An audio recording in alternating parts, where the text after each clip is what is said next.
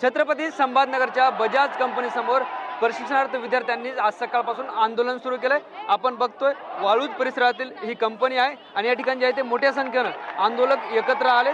गेल्या 3 वर्षापासून जे आहे ते त्यांना एक कोर्स देण्यात येणार होता आणि त्या कोर्सच्या माध्यमातून जे आहे ते त्यांना एक डिग्री सुद्धा देण्यात येणार होती। मात्र असं असताना 3 वर्ष उलट आली तरी अजून सुद्धा त्यांना कोणतीही डिग्री देण्यात आली नाही।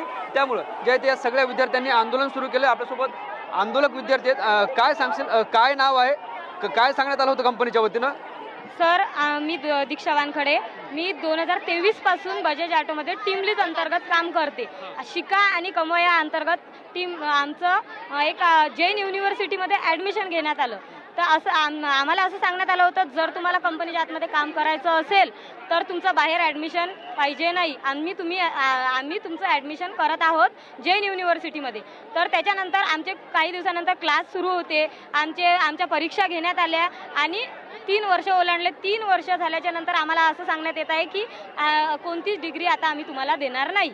हे म्हणजे आमच्यासोबत फ्रॉड झालेला आहे। 3 वर्ष आमच्या परीक्षा घेतल्या, आमचे क्लास घेतले, मग आम्हाला आमची डिग्री का देत नाही आहे? ठीक आहे, आम्ही फेल झालो असणार, आम्ही कामही करतो आणि परीक्षा पण देत होतो टायमातला टाईम काढून, कधी नाही देणं होत होतं।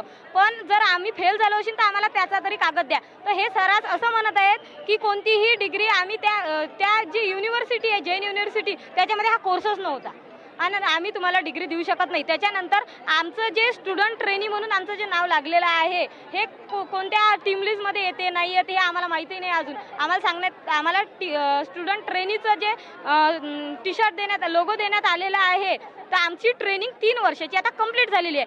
अजून 3 वर्ष किती ट्रेनिंग आम्हाला देणार आहेत? तर काही मुलींना असं करण्यात येत आहे की अजून 3 वर्ष डबल ट्रेनिंग देण्याचा प्रयत्न करण्यात आहे, रिजॉईनिंग करत आहे आणि असं लिहून घेण्यात येत आहे की आमची जे ॲडमिशन होती ती झालीच नाही आणि ते ॲडमिशन जी झाली नाही त्याच्यात आमची चुकी होती। म्हणजे असा फ्रॉड आमच्यासोबत टीम लीड अंतर्गत करण्यात आलेला आहे। आम्हाला बजाज ऑटोविषयी पूर्ण रिस्पेक्ट आहे। बजाज ऑटोने सुद्धा आमचे म्हणणे ऐकून घ्यावे हीच आमची विनंती आहे। आणि आम्हाला जे ट्रेनिंग आता देण्यात आहे हे ट्रेनिंग बस झालं। आता आमचं 3 वर्षाचं जे ट्रेनिंग आहे ते बस झालं। 3 वर्ष आमची फसवणूक टीम लीड केलेली आहे।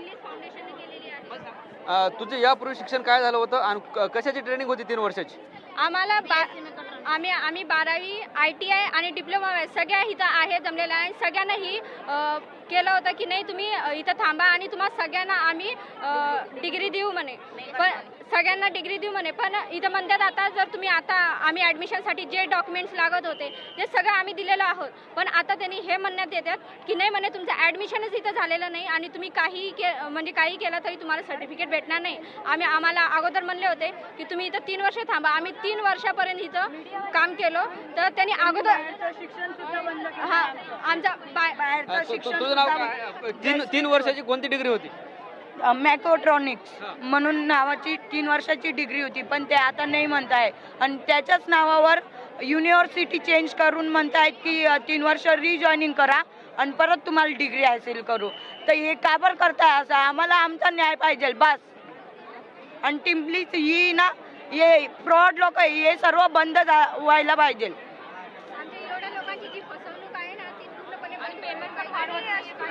नावावर वर्कर सारखं काम करून घेता, आमच्याकडून रिलीवर पण नाही सोडत पोरींना। किती तास काम करून घेतलं? 8 घंटे 9 घंटे पूर्ण 9 घंटे काम करून घेता आणि रिलीवर पण नाही सोडत। 10 मिनिटाचा रिलीवर असतो, त्या 10 मिनिटाचा रिलीवर पण वॉशरूमला पण सोडत नाही आम्हाला। पाणी पिण्यासाठी किंवा वॉशरूमला जाण्यासाठी तेव्हा पण सोडत नाहीत, ते नाही सोडत नाही। म्हणजे जे लाईन लीडर आहेत म्हणजे त्यांना सांगितलेलं असतं की सोडायचं नाही। प्रोडक्शन वगैरे वाढवलेलं आहे, ते आधी 13,000 पेमेंट होती, नंतर 16 केली, तर प्रोडक्शन पण वाढवलं। आणि लिव्ह घेतली तरी ते कॉल करून परेशान करतात की काम करायला या नाही। कामाचं स्वरूप काय होतं? लाईनवर काम असतं आम्हाला। कशाचं काम होतं? जसं वर्करला काम असतं तसं आम्ही काम करतो। तुम्हाला किती पैसे द्यायचे ते महिनाभराचे? पहिले 13,000च होती, ह्या 2 महिन्यात पेमेंट वाढली आहे ना, आता 12,500 होती, आता ह्या 2 महिन्यात वाढवली आहे, आता 16 झाली आहे। पण कामाचं लोड पण वाढवलेलं आहे आणि प्रोडक्शन पण वाढवलेलं आहे। 3 वर्षापासून 16,000 12,000 काम करत होतो। आता ह्या 2 महिन्यात आमची वाढवलेली आहे 16,000 आणि प्रोडक्शन पण तेवढंच वाढवलं आहे, टार्गेट पण तेवढंच वाढवलं। तुमचे डॉक्युमेंट रिजेक्ट झाले म्हणून सांगण्यात आले, खरं आहे का?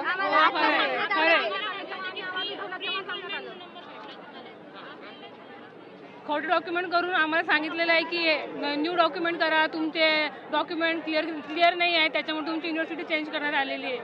डॉक्युमेंट फक्त एकाची गलत होऊ शकतात, सर्वांचे कसे काय होतील गलत? सर्वांचे डॉक्युमेंट गलत आहे असं सांगितलं त्यांनी. तेव्हा सांगायला पाहिजे होते. आता या तुमच्या सगळ्यांची भूमिका काय, आता काय करणार तुम्ही?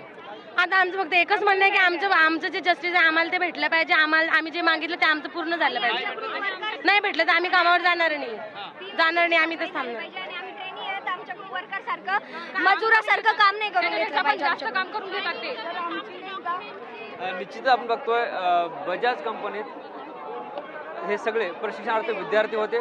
मात्र ज्या फाउंडेशनने जे आहे ते यांना डिग्रीचं आमिष दाखवलं, 3 वर्ष कामगारांसारखं काम करून घेतलं, व्यवस्थित पगार दिला नाही, त्यांचा जे आहे ते कामाच्या निमित्तानं छळ केला, असे सगळे आरोप या विद्यार्थ्यांनी केलेत. आणि आता जे आहे ते आम्हाला न्याय पाहिजे या मागण्यासाठी या सगळ्या विद्यार्थ्यांनी, या सगळ्या प्रशिक्षित विद्यार्थ्यांनी या ठिकाणी आंदोलन सुरू केले.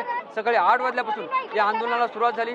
वरिष्ठ पोलीस अधिकारी सुद्धा या ठिकाणी दाखल झालेत आणि सगळे हे विद्यार्थी आक्रमक झाले चित्र पाहायला मिळतं. आता यावर काय तोडगा निघतो हेही पाहणं महत्त्वाचं ठरणार आहे. कॅमेरा पर्सन जीवन पाटीलसह ज्ञानेश्वर लोंढे, TV9 मराठी, छत्रपती संभाजीनगर.